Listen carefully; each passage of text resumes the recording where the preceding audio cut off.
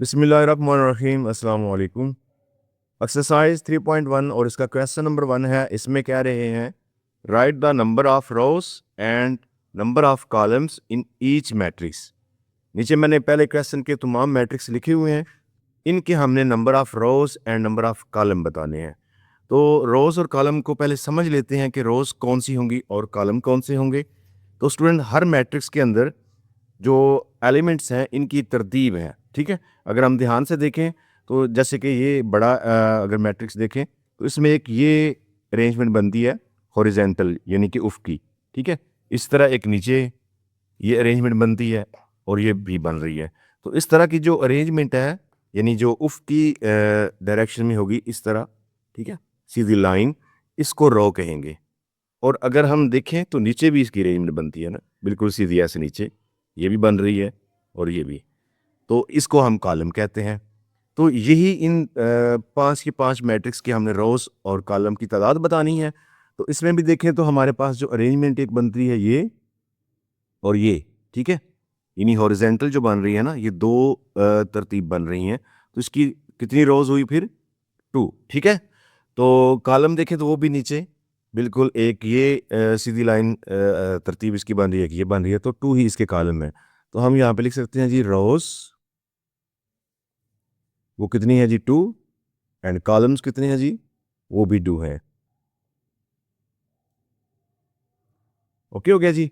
अब next matrix B जो है इसकी अगर हम देखें तो इस तरफ वाली जो तरतीब होती है उसको रो कहेंगे। एक ये बन गई है, एक ये है और एक ये, 3 रोज़ आ गई हैं। कॉलम में जस्ट 1 एक कॉलम सीधी तरतीब नीचे एक बन रही है। तो रोज़ कितनी इसकी हैं जी 3, कॉलम जो है वो इसके 1 है जी ओनली, ठीक है, 1। अब सी जो मैट्रिक्स है इसमें देखें तो रो 1 आ रही है, देखें ना, एक ही सीधी ऐसे लाइन बन रही है। तो रो जो है वो 1 है और कॉलम 3 बन रहे हैं, यानी एक ये बन रहा है, ये भी और ये भी। तो कॉलम जो है इसके कितने हैं जी 3। इसी तरह ये जो डी जिसको हम पहले समझ भी चुके हैं, तो ये देखें एक ये इसकी रो बनती है, दूसरी ये है और तीसरी ये है। इसी तरह कॉलम भी इसमें 3 है, ठीक है, दूसरा कॉलम और ये तीसरा, ठीक है जी। तो रोज कितनी बन गई 3 एंड कॉलम भी 3 है। तो यहाँ पे लिख लेते हैं जी रोज, कॉलम वो भी 3 है, ठीक है जी। इसी तरह जो लास्ट इसका मैट्रिक्स ई है इसमें देखें तो ये एक रो ये वाली बन जाती है, एक ये बन जाती है, 2 रोज हैं। और कॉलम देखें तो ये नीचे एक, दूसरा और तीसरा, 3 कॉलम बनते हैं। तो रोज इसमें कितनी आई जी 2, और कॉलम कितने हैं, वो 3 है। ओके जी। तो इस तरीके से पहला क्वेश्चन कंप्लीट हो गया है। नेक्स्ट हमारे पास है जी क्वेश्चन नंबर 2। इसमें कह रहे हैं right the order of matrix, यानी ये जो मैट्रिक्स मुख्तलिफ मैंने लिखे हैं इनका ऑर्डर बताना है। अब ऑर्डर ऑफ मैट्रिक्स स्टूडेंट क्या होता है?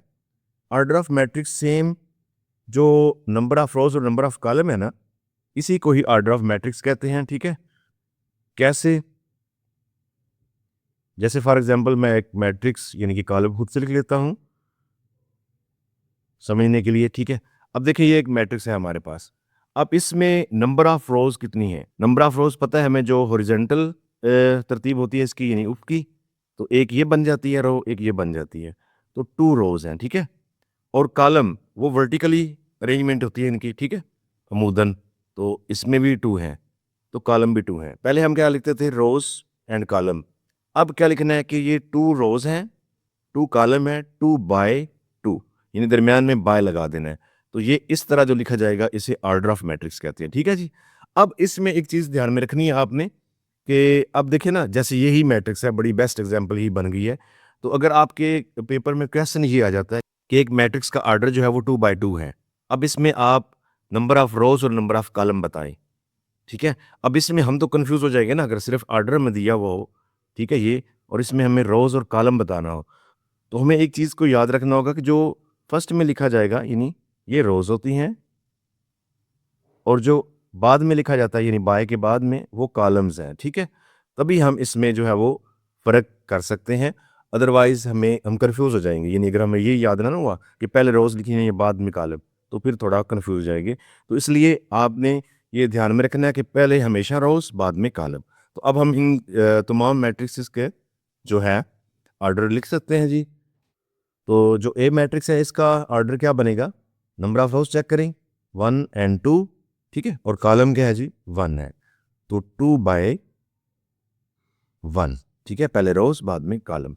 इस तरह इसमें देखें तो इसमें 1 रो है लेकिन कॉलम इसमें 2 बन रहे हैं, ठीक है, रोज इस तरफ होती है और कॉलम नीचे की तरफ होते हैं, तो ये आ जाएगा 1/2। अब अगर हमें कोई भी पूछे बताओ इसमें कॉलम कितने हैं या रो कितनी है, तो हम कहेंगे पहले रोज होती हैं, 1 रो है और 2 कॉलम है, ठीक है। इसमें देखें तो ऑर्डर क्या बनेगा, 2 रोज है, 2 ही कॉलम है, 2/2 बन जाएगा। सेम इसमें देखें तो 2 रोज बन रही हैं लेकिन कॉलम 3 बन रहे हैं, ओके जी, तो ये 2/3 इसका ऑर्डर बनेगा। और इसमें देखें तो 3 रोज बन रही हैं, यानी 1 2 3, कॉलम जो है वो 2 आ रहे हैं 1 and 2, तो ये आएगा 3/2। और इसमें 1 ही रो है और 1 ही कॉलम है, तो ये 1/1 आएगा, ओके जी। तो इस तरह इनका ऑर्डर होता है, order of matrix. Question number 3 है जी, इसमें कह रहे हैं which of the following matrices are equal, यानी हमें बताना है कि कौन से मैट्रिक्सेस आपस में इक्वल हैं। अब मैंने इनको समझने के लिए पहले 2 एग्जाम्पल लिख दी हैं, ठीक है, इसको एक दफ़ा समझ लेते हैं, बाद में इसके क्वेश्चन करते हैं। तो इक्वल मैट्रिक्स कब होगा, इसकी स्टूडेंट 2 कंडीशन होती हैं, 2 कंडीशन आपने चेक करनी है तब आपका वो मैट्रिक इक्वल होगा, ओके जी।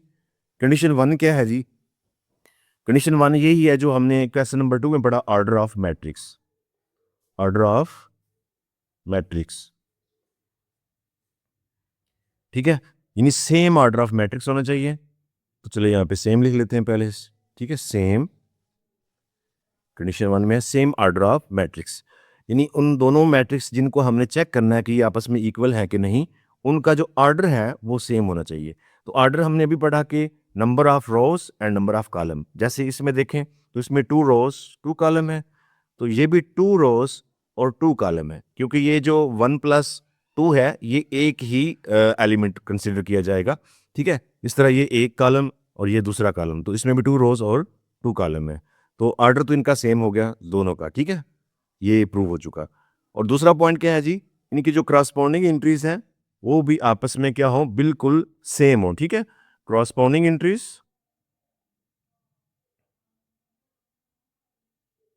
एंट्रीज या फिर एलिमेंट भी कह सकते हैं, ठीक है, एलिमेंट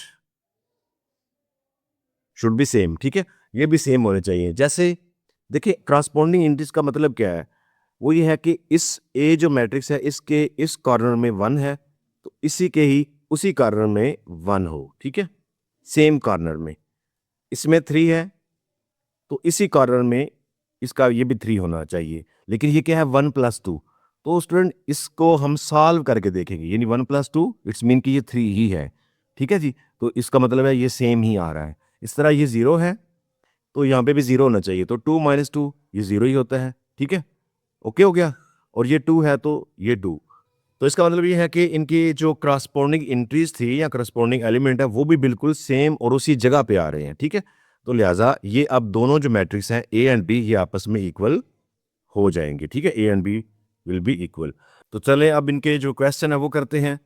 तो क्वेश्चन नंबर 3 में जो 6 मैट्रिक्स दिए हुए हैं ए बी सी डी ई और एफ, ये 6 के 6 मैंने लिख दिए हैं। अब इनमें से चेक करना है कि कौन से आपस में इक्वल है। तो इक्वल के लिए जो तरीकाकार है वो हमने पढ़ लिया कि सबसे पहले उनका ऑर्डर सेम होना चाहिए और फिर उनके जो क्रॉसपोंडिंग एंट्रीज यानी कि मुतनाज़रा अरकान है वो सेम होने चाहिए। तो सबसे पहले देखते हैं एक जो मैट्रिक्स है इसके कौन सा मैट्रिक्स इक्वल हो सकता है। तो इक्वल के लिए हमें पता है कि सबसे पहले हम ऑर्डर ऑफ मैट्रिक्स देखते हैं। तो इसकी 2 रोज 2 कॉलम, ठीक है, ऑर्डर ऑफ मैट्रिक्स का क्या बना 2/2। तो और कौन सा ऐसा मैट्रिक्स है जिसका ऑर्डर 2/2 बनता है, इसकी 2 रोज 1 है, ये नहीं बनता, ये भी नहीं बन रहा और ये भी नहीं बनेगा, ये भी, तो ये वाला बनता है। इसका ऑर्डर क्या है जी 2/2, यानी 2/2, क्यों, इसमें भी 2 रोज हैं 2 कॉलम है। अब उसके बाद हमने चेक करना है कि इसके जो क्रॉसपोंडिंग एंट्रीज हैं क्या वो सेम है, यानी इस कॉर्नर में 0 है तो क्या इसका इसमें 0 है, ये आ रहा है 3 - 3, तो इसको अगर हम सॉल्व करें तो ये 0 बन जाएगा, ऐसे ही है। तो उसके बाद ये देखें 3, तो वो भी सेम है 3।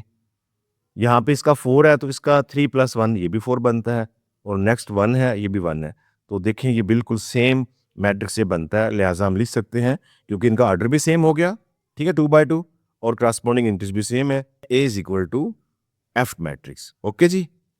नेक्स्ट हम देखें तो हमारा बी मैट्रिक्स है। बी में ऑर्डर क्या है जी? ऑर्डर इसका है जी 2/1, क्योंकि पहले रोज लिखनी है तो रोज इसमें 2 बन रही है, कॉलम इसमें 1 है, 2/1। और कौन सा ऐसा मैट्रिक्स है जिसका ऑर्डर सेम है? तो इसमें ये बन सकता है, क्योंकि ये 2 रोज है और कॉलम ये 1 है, यानी 5 + 4 ये एक एंट्री है। इस तरह -8 और +1 ये एक एंट्री है, तो एक कॉलम बनेगा, यानी इसका ऑर्डर भी 2/1 है। तो ऑर्डर तो इनका सेम हो गया।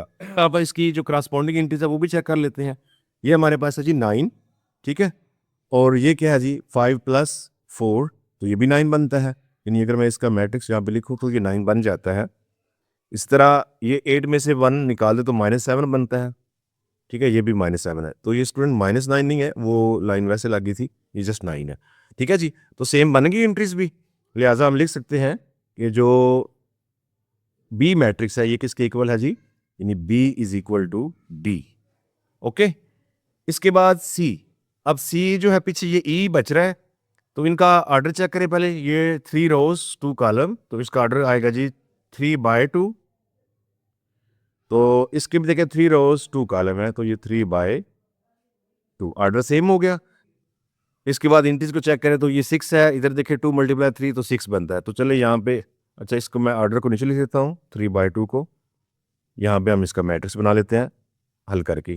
तो ये 6 बनेगा, 2 में से 1 निकालें 1, 2/2 मल्टीप्लाई करने से 4, 4 में से 2 निकाल दे तो 2, इस तरह 4 4 ये 8 आएगा, 3 में 0 ऐड कर तो 3 आ जा। अब देखिए ये वाला मैट्रिक्स और इसकी तमाम एंट्रीज इस मैट्रिक्स से बिल्कुल उसी जगह पे मैच कर रही हैं, लिहाजा इसकी जो करस्पॉन्डिंग एंट्रीज हैं वो भी सेम हो चुकी हैं। इसका मतलब ये है कि ये जो C है ये E के इक्वल आया, यानी C = E मैट्रिक्स। ओके जी। क्वेश्चन नंबर 4 है जी, इसमें क्या कह रहे हैं? If A + 2 C - 3 B - 1 D + 4 ये एक मैट्रिक्स है, ये इक्वल है 5 8 6 और 4 इस मैट्रिक्स के, ठीक है। Then find the value of A B C D। अब वो खुद हमें बता रहे हैं कि ये मैट्रिक्स और ये मैट्रिक्स आपस में इक्वल है। वैसे इक्वल कंडीशन क्या होती हैं कि ऑर्डर ऑफ मैट्रिक्स सेम हो, करस्पॉन्डिंग एंट्री सेम हो। ऑर्डर ऑफ मैट्रिक्स तो देखें 2/2 ये भी बनता है, यानी ये 2 रोज 2 कॉलम, तो इधर भी 2/2 बनता है, ऑर्डर तो सेम है। अब करस्पॉन्डिंग एंट्रीज जो है वो हमें इधर 5 नजर आ रहा है, लेकिन इधर A + 2 है, तो इनको देख के हम ये नहीं कह सकते कि ये इक्वल नहीं है, क्योंकि हमें A की वैल्यू का नहीं पता। मे बी कि A की वैल्यू 3 आए और वो 3 यहाँ पे रखें, 3 + 2 तो वो 5 ही बने, जबकि A की वैल्यू 3 ही आएगी भी। तो बाद में आप बेशक इसको चेक भी कर सकते हैं हल करने के बाद। तो अगर वो खुद इक्वल कह रहे हैं तो हम इसको लिख सकते हैं, यानी A + 2 C - 3 B - 1 D + 4 = 5 8 6 and 4। तो चलिए एक दफ़ा ये इक्वल ऐसे लिख देते हैं। इसके बाद क्योंकि ये इक्वल है तो ये जो करस्पॉन्डिंग एंट्रीज है ये 5 की इक्वल होगी। इस तरह नेक्स्ट जो एंट्री है वो 8 की इक्वल होगी, तो हम इसको लिख लेंगे A + 2 = 5। इसी तरह ये C - 3 = 8, और नेक्स्ट जो है इसमें ये B - 1 है, तो B - 1 इसको इक्वल कर लें 6 के, और ये D + 4 जो है इसको इक्वल कर लें 4 के। तो अब इनको सॉल्व कर लें। मैंने गैप इसलिए छोड़ा ताकि ये इधर ही सॉल्व हो जाए। तो इसको सॉल्व करने के लिए देखें +2 को इस तरफ ले आए तो A = 5 - 2 हो जाएगा, लिहाजा A = 3 आ जाएगा, ठीक है जी। अब A की वैल्यू 3 आ गई ना, अब इस 3 को अगर यहाँ पे हम रखें तो सॉल्व करें तो 5 बनता है ना, तो इसी तरह ये इक्वल ही होंगे सब की वैल्यू जब हम निकालेंगे तब भी। तो C -3 है तो -3 को ले आए इस तरफ, C = 8 + 3 हो जाएगा, और 8 में 3 को अगर हम ऐड करें तो ये हमारे पास C किसके इक्वल आ गया जी? 11 के, ठीक है। अब 11 को अगर यहाँ पे रखा जाए, ठीक है, 11 में से 3 को माइनस करें तो 8 बनता है, तो ये C की वैल्यू आ गई। नेक्स्ट हम देखें तो B -1 है, इसको इस तरफ ले आए तो प्लस हो जाएगा, यानी B = 6 + 1 एंड B = 7, ठीक है। ये B की वैल्यू है। अगर 7 को यहाँ पे रिप्लेस करें तो 7 में से 1 माइनस कर तो 6 बन जाएगा। इस तरह ये D देखिए, 4 को +4 है इस तरफ ले आए तो -4 हो जाएगा और ये कैंसिल होके d इज इक्वल टू 0। तो देखें जी, यहाँ पे 0 अगर रखा जाए d की जगह पर तो 0 + 4 करें तो वो 4 ही बनेगा। इट्स मीन के ये चारों वैल्यूज़ जो है ये इसको प्रूव कर रही हैं कि ये इक्वल है और इनकी वैल्यूज़ भी आ गई हैं। नेक्स्ट क्वेश्चन नंबर 5 है जी, इसमें भी हमें दो मैट्रिक्स दिए हुए हैं जो कि आपस में इक्वल हैं। Then find the value of X Y. ठीक है, क्योंकि अब ये दोनों मैट्रिक्स जो हैं वो इक्वल हैं, यानी 2x + 1 4 7 5 ये इक्वल आ रहा है जी 9 4 7 एंड y के। ठीक है जी, तो जब ये इक्वल है तो ये क्रॉसपोंडिंग एंट्री इसकी इक्वल होगी, यानी हमें x की वैल्यू फाइंड करनी है तो इसको 2x + 1 को इक्वल करें 9 के। इसके अलावा हमें y की वैल्यू करनी है तो ये y जो है वो 5 की इक्वल होगा, यानी y इज इक्वल टू 5। तो ये तो ऑलरेडी इसकी वैल्यू यहाँ पे जो है वो निकल गई है। इसको थोड़ा सा सॉल्व कर लेते हैं, यानी 2x 1 इस तरफ आएगा तो क्या होगा 9 -1 हो जाएगा। 2x इज इक्वल टू 9 में से 1 को माइनस करें तो 8। अब 2 को कर लें divide, x is equal to 8/2 तो कैंसिल होके ये क्या आ जाएगा 4। x इज इक्वल टू 4, तो x की वैल्यू 4 है जबकि y की वैल्यू 5 है। ओके जी, तो ये 4 पे यहाँ पे रखें तो 4 को 2 से मल्टीप्लाई करें तो 8 में 1 ऐड करें तो 9 बनता है। ओके हो गया जी। क्वेश्चन नंबर 6 है जी, इसमें भी हमें क्या दिया हुआ है, ये मैट्रिक्स इस मैट्रिक्स से इक्वल है। Then find the value of A B C and D. तो हमें ए बी सी और डी की वैल्यू फाइंड करनी है। तो अगर ये मैट्रिक्स इक्वल हैं तो इसका मतलब ये है कि ए प्लस बी किसके इक्वल है जी 10 के। तो A plus B is equal to 10। ठीक है, इसको इक्वेशन 1 कर लेते हैं जी, क्योंकि इस दफ़ा इक्वेशन इसकी बन रही हैं डबल डबल वेरिएबल आ रहा है इसलिए। तो उसके बाद है जी 2d - 1 is equal to 5। 2d - 1 is equal to 5 है। इसके बाद ये वाली एंट्री है जी, यानी कि 3b + 2 इज इक्वल टू 11 और ये 4 इज इक्वल टू c है, यानी कि c इज इक्वल टू 4 है। तो ये तो ऑलरेडी सॉल्व है ये वाली इक्वेशन। ठीक है, तो ये इक्वेशन 2 कर लें, इसको 3 कर लें, इसको 4 कर लें। तो 4 को सॉल्व करने की ज़रूरत नहीं है हमें, यानी c इज इक्वल टू 4 ये एक आंसर ऑलरेडी है। बाकी भी तकरीबन सॉल्व है, जस्ट ये जो है ना a + b इसको एंड पे सॉल्व करेंगे क्योंकि हमें या a या फिर b की वैल्यू पहले पता होनी चाहिए। तो c की वैल्यू तो हमारे पास आ गई। अब क्योंकि ये इक्वेशन सॉल्व थी ऑलरेडी तो इसी तरतीब से ना ऊपर की तरफ चलते जाते हैं। अब इक्वेशन जो है वो 3 कर लेते हैं। तो इक्वेशन 3 क्या है जी, 3b + 2 is equal to 11। 2 plus है इस तरफ जाके माइनस हो जाएगा, यानी 3b इज इक्वल टू 11 - 2। तो ये 3b एज इट, अब 11 में से 2 निकाल दे तो 9 बच जाएगा। 3 मल्टीप्लाई इसको डिवाइड करें, b इज इक्वल टू 9/3। तो b is equal to 3 3 time 9 3 आ जाएगा। ओके जी, तो ये हमारे पास b की वैल्यू भी आ गई है। नेक्स्ट हम इक्वेशन 2 देखते हैं, इसमें है जी 2d - 1 इज इक्वल टू 5। तो 1 को इस तरफ कर दें, यानी 2d इज इक्वल टू 5, ये +1 हो जाएगा। ये 2d है इज इक्वल टू 5 और 1 6, 2 को कर दें डिवाइड, 6/2 तो d इज इक्वल टू 3 आ जाएगा। ओके जी, d का आंसर भी आ चुका, c b और d का आ चुका। अब हमने करना है a, लेकिन a में जो इक्वेशन इसमें 2 वेरिएबल है। ठीक है, यानी ये क्या इक्वेशन बनती है 4, a + b is equal to 10।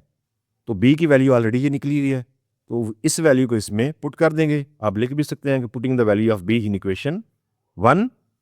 तो a b की जगह पर क्या आएगा 3 इज इक्वल टू 10। अब 3 को इस तरफ ला के माइनस कर दें, यानी a इज इक्वल टू 10 - 3। तो a इज इक्वल टू क्या आ जाएगा, 10 में से 3 को माइनस करें 7। ओके, इस तरीके से हमारे पास ये a की वैल्यू भी आ गई, b की भी, c की भी और d की। क्वेश्चन नंबर 7 में भी दो मैट्रिक्स दिए हुए हैं जो कि आपस में इक्वल हैं। तो हमें क्या करना है, then find the value of p and q। तो हमें दो यानी p और q की वैल्यू फाइंड करनी है।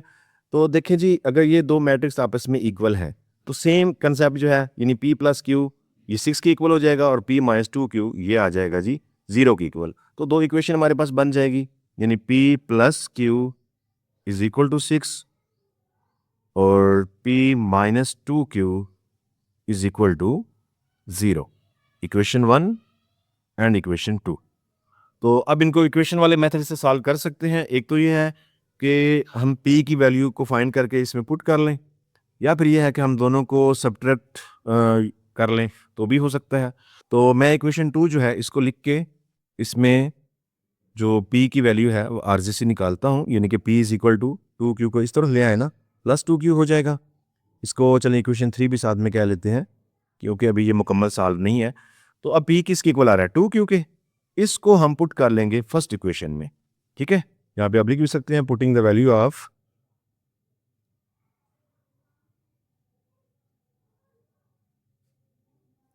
p इन इक्वेशन 1, ठीक है जी।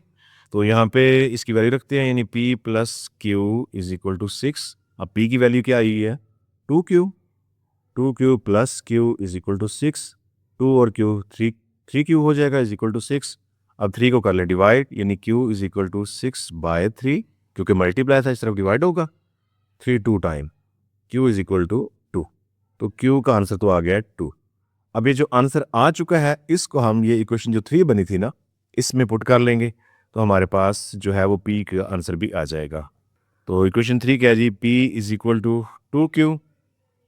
तो p एज इट 2 और q की वैल्यू आई है 2, वो भी यहाँ पे रखें। तो p किसके इक्वल हुआ, 2 2 टाइम 4, लिहाजा ये हमारे पास p की वैल्यू भी आ गई है।